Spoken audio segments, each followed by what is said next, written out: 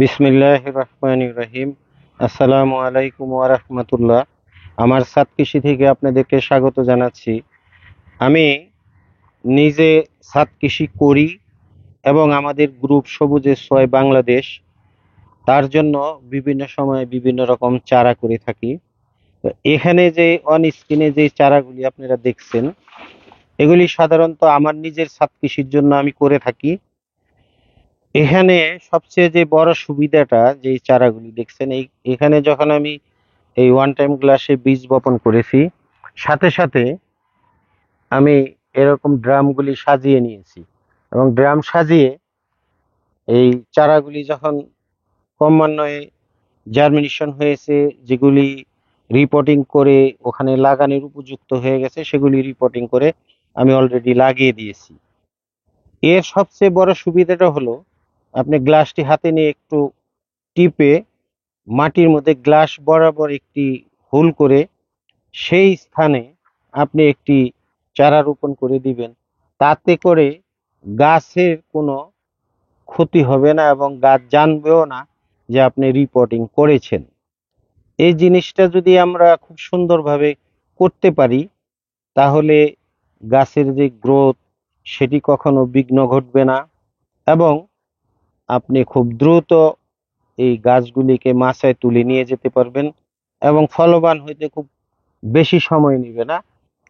আমরা যারা আল্লাহর রহমতে ঢাকা শহরে ছাদ বাগান করি বা বাংলাদেশের বিভিন্ন আনাচে কানাচে এবং দেশে এবং দেশের বাহিরে যারা ছাদ বাগান করি, আপনারা ইচ্ছে করলে যে আমার এই দেখানো পদ্ধতিটি আপনারা আপনাদের নিজের ছাদ কৃষিতে অবলম্বন করতে পারবেন।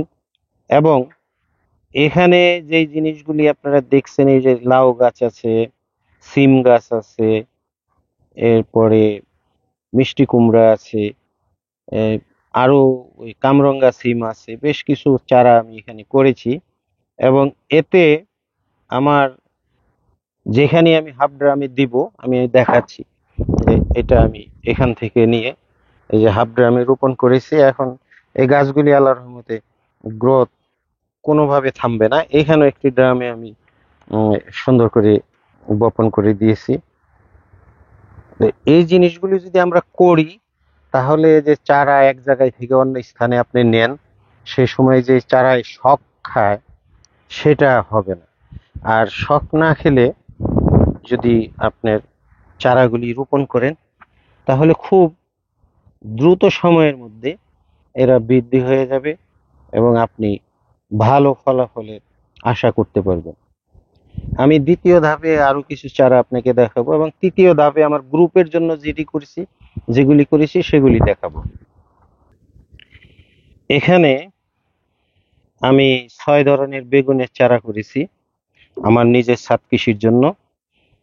সবগুলি হয়তো আমার লাগবে না, যতগুলি আমার প্রয়োজন অতগুলি রেখে আমার যে গ্রুপ আছে, গ্রুপের যেই চারা করেছি, আমি তার সাথে এই চারাগুলি দিয়ে দিব। এখানে যেই চারাটি দেখছেন, এটি লাল তীরের মরিচ। এটা বর্ষা এবং শীত উভয় সময় সমান তালে মরিচ ধরে। লাল তিরির সুপার এবং প্রিমিয়াম এই দুটি মরিচই খুব ভালো জাতের। আমি বর্ষাকালীন সময় প্রিমিয়ার, শীতের সময় সুপার, এভাবে ক্রমান্বয়ে রোপণ করি, কিন্তু দুটোটাই বর্ষায় আপনাকে ফলন দিবে এবং গাছ মরবে না। যখন বৃষ্টি পড়ে, তখন ওই মরিচের গাছের গোড়ার মাঝে দেখবেন যে নতুন শিকড় গজায়, যার জন্য গাছগুলি বৃষ্টির সময় খুব সুন্দরভাবে উৎপাদন বা ফসল উৎপাদন করতে পারে।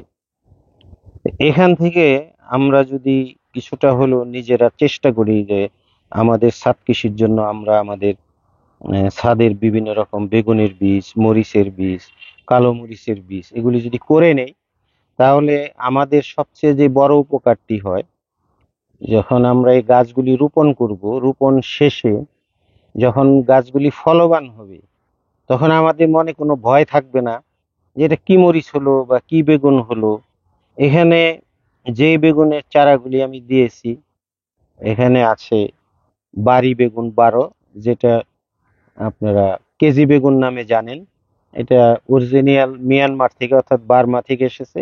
এরপরে আমাদের দেশে বিএডিসি তে হয়তো কিছুটা আপগ্রেড করার চেষ্টা করছে, কতটুকু করেছে জানি না। তবে আমার গত বছর যে মিয়ানমারের থেকে প্রাপ্ত চট্টগ্রাম থেকে কিছু বীজ পেয়েছিলাম, 1 কেজি থেকে 1.25 কেজি পর্যন্ত বেশ কয়েকটি বেগুন ধরেছে। তবে মৌসুমের শেষ প্রান্তে এসে আমার ওই গাছগুলি লাগানো হয়েছিল। ভরা মৌসুম হলো এটি পুরা শীতের মধ্যেই আপনার এই বেগুনটি ভালো হয়। তো এখানে যে কোনো একটি গাছের বেগুন, কেজি বেগুন আছে, এবং কেজি বেগুনের একটি গত বছরের পুরান গাছ আমি রেখে দিয়েছি। দেখি কোনটায় ভালো ফল হয় বা কোনটায় থেকে রেজাল্ট ভালো হবে, আমি সেটা আগামী বছরের জন্য অ্যাপ্লাই করব। ওই যে পিছনেও একটি বেগুন, মোট আমি 6টি বেগুন, একটি মরিচ আমার নিজের ছাদ কৃষির জন্য করেছি। আর ওখানে যেটি আপনারা দেখেছেন যে বেশ সুন্দর করে আমি কিছু এই বিভিন্ন ধরনের লাউ, মিষ্টি কুমড়া, সিম, সাদা সিম, লাল সিম, কামরঙ্গা সিম, তরুকালা এগুলি বপন করেছিলাম। এগুলি ক্রমান্বয়ে আমি স্টেপ বাই স্টেপ আমি সেই কাজগুলি করে দিয়েছি। ইনশাল্লাহ আপনারা যদি আমার এই যে ভিডিওগুলি দেখে নিজেরা চারা করেন, তাহলে আর আপনাদের ঠকার সম্ভাবনা থাকে না। এই জিনিসটি মাথায় রাখবেন। আমাদের গ্রুপ সবুজের ছোঁয়ায় বাংলাদেশ, এই গ্রুপের আমরা একটি ইভেন্ট হয়তো সেপ্টেম্বর মাসের শেষ সপ্তাহে করব।